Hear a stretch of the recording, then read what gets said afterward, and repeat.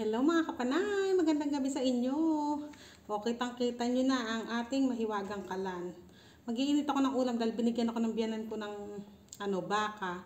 Iinit ko at kakain ako. Tapos dito tayo magluluto kasi baka sabihin, may gasol naman sa likod, ba't dito nagluto for the views? Nawawalan kasi ito ng karga. May oras lang ng karga yan sa umaga, may oras lang.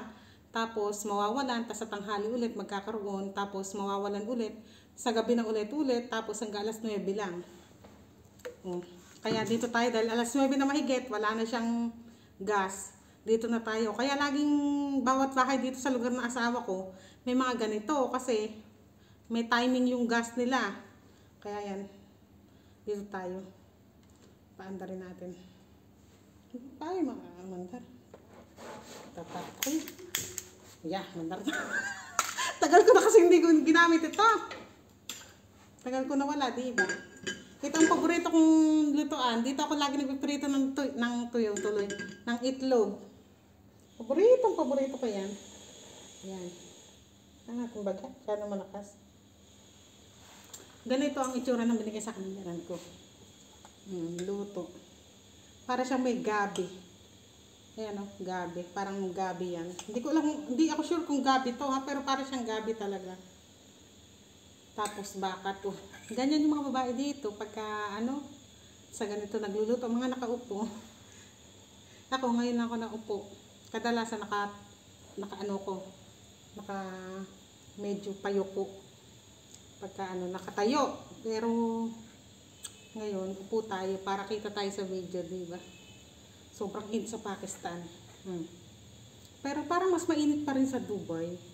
Siguro kasi umuulan dito pala. Kahit na, di ba summer dito, sobrang init. Tapos umuulan. Kanina umulan. Kahapon din daw umulan. Malakas din daw kahapon. Lagay na natin. Mainit ka pala.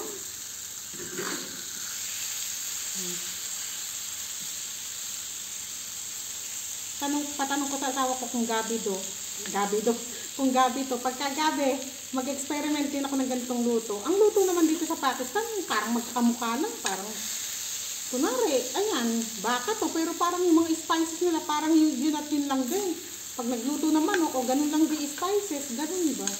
Kaya kung mapapansin nyo, yung luto sa kanila ay parang isa lang lasa.